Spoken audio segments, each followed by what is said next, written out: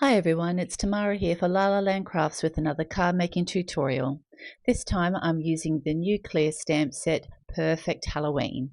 I'll be doing some Copic colouring of one of the images, then using one of the paper packs and some new and old dies to create this card. So let's get started. I'll be using this little image for this card. So I've grabbed out my Misty and a piece of Copic XPress cardstock, which is perfect for Copic colouring.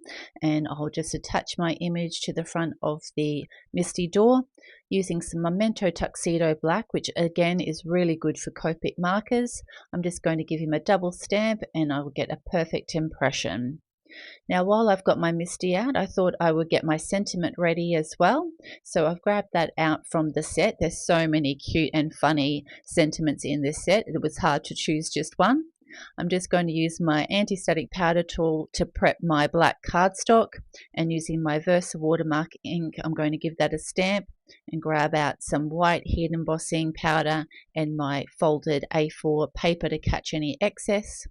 Give that a tap off and we'll get our heat gun ready. I've preheated it, so I always go to the back first and then we'll come to the front until it's nice and melted. Now once it's dried, I use my cloth to wipe off any of that excess powder, and I'll grab my tonic trimmer and we'll get our sentiment strip all cut up ready to go on the front of our card. So I'm just having a little bit of difficulty getting my little fingers in there to push that out.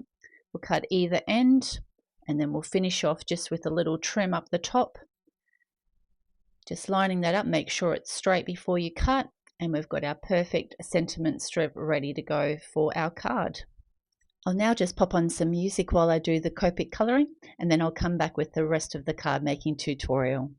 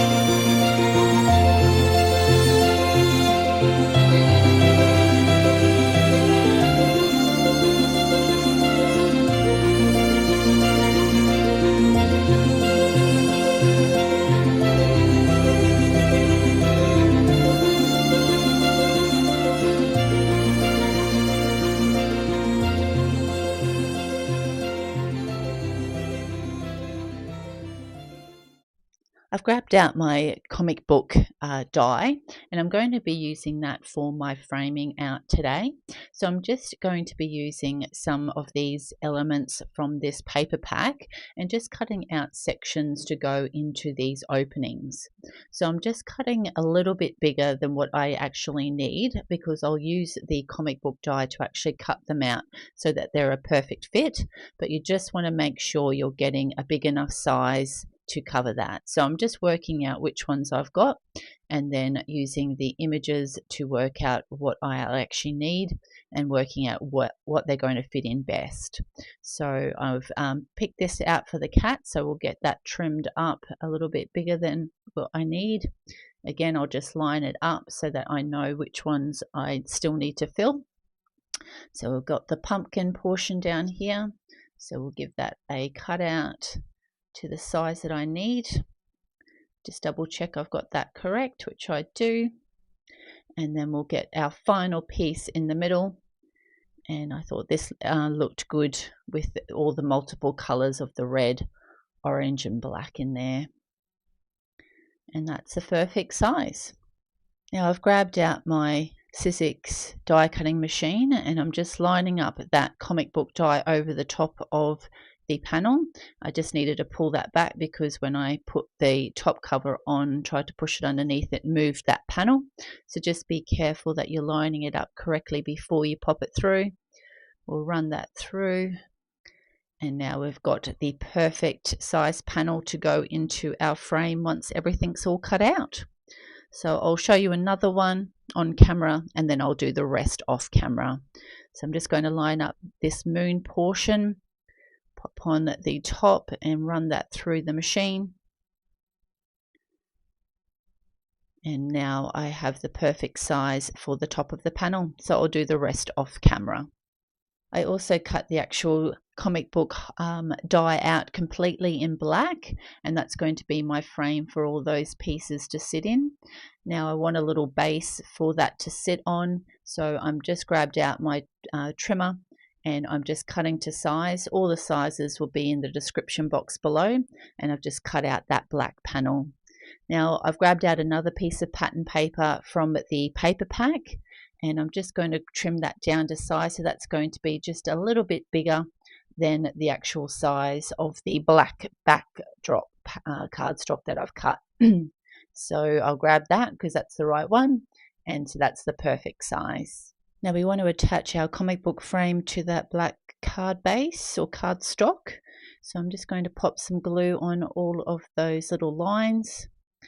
Only a small amount because you don't want it to squeeze out, and just going to line that up into the center. It doesn't matter if a little bit of glue goes into the center portions of the cardstock because obviously those paper pack pieces will go in there, but anything that may have squeezed out at the outside like you see I'm doing now, just make sure you wipe that off, but it's fine in the middle. So now that I've got all my pieces cut out, I've kind of got them in order where they need to go in, and just popping some glue on the back will get them inserted to their correct places in that comic book strip die. I'll pop in the top right, pop in the middle, and then one more, and we've got all our pieces ready to go and ready for our card to be constructed. I'll pop that final piece in,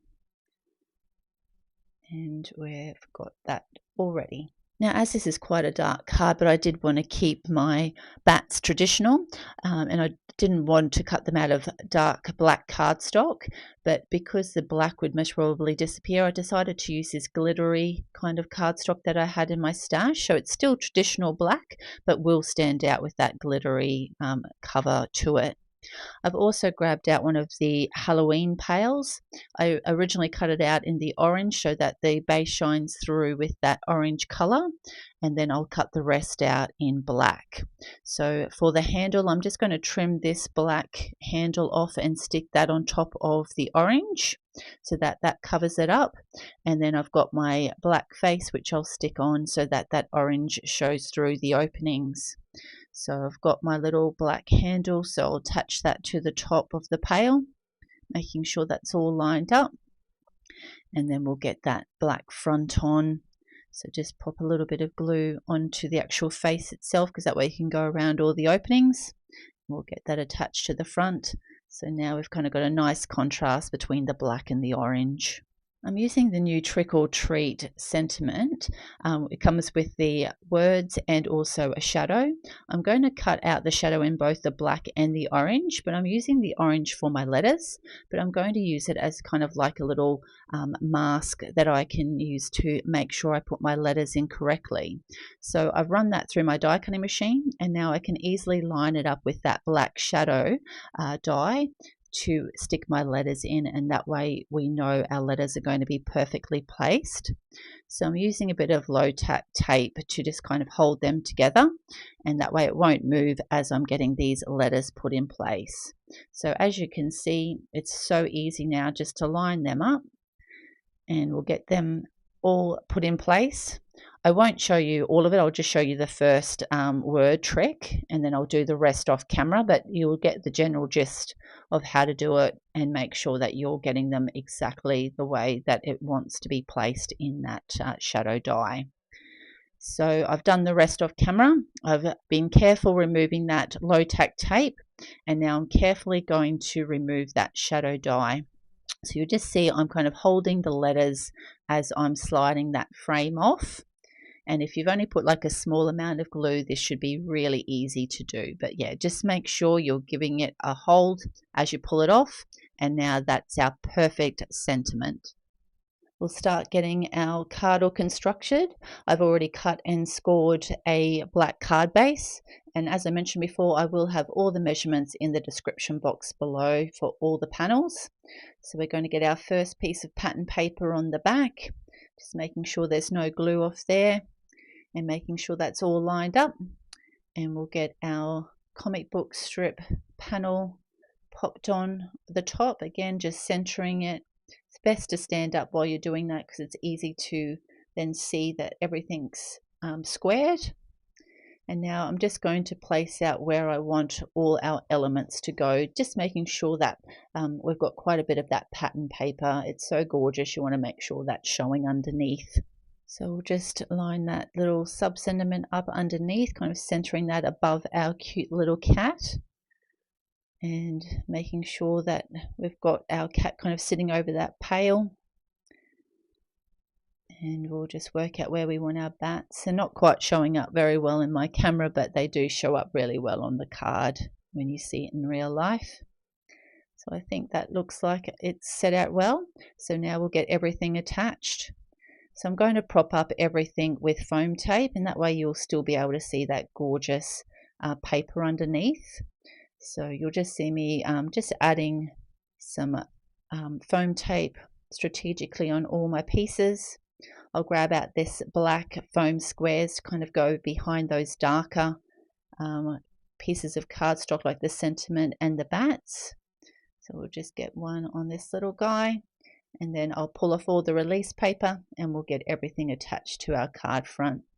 So just lining that up just underneath that black cat, and we'll get our sentiment placed underneath, centering that in the middle, kind of partially leaning on that trick or treat shadow.